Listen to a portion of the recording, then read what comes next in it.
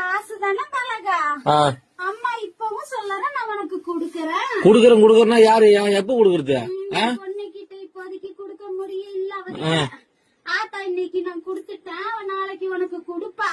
நீ வாங்கிட்டு போ பலகா, அவசரப்படாத. எத்தனை நாள்? 3ஆம் தேதியில இருந்தா? ஆமா பலகா, 3ஆம் தேதி வீடு. ரொம்ப நாள் ஆச்சு. விடு, நீ ஈஸியா சொல்ற. வீட்டுல உட்காந்து விடு, நான் போய் பேச்சு வாங்கி பணத்துக்கு.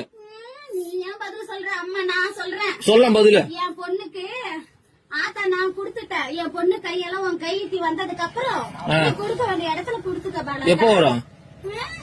என் பொண்ணு கையில இருந்து பணம் எப்ப நீ வாங்குறியா அப்ப உன் கைக்கு வந்து சேரும். இதுக்கு ஒரு பதிலா? ஆத்தா நான் சொல்றது அதுதான் அம்மா. என்ன சொல்ற ஆத்தா? அம்மா இன்னைக்கு கொடுத்திருக்க, நாளைக்கு என் பொண்ணு கையால நீ வாங்கிட்டு போ பாலகான்னு சொல்றேன். நாளைக்கு?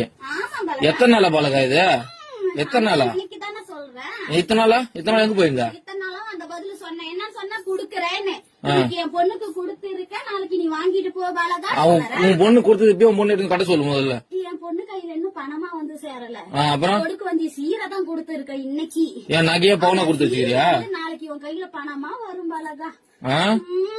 லோனை வாங்கி போட்டு இது ஒரு கதை. லோன் இல்ல,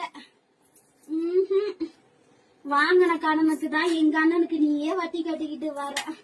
தெரியாதா கோவிந்த்?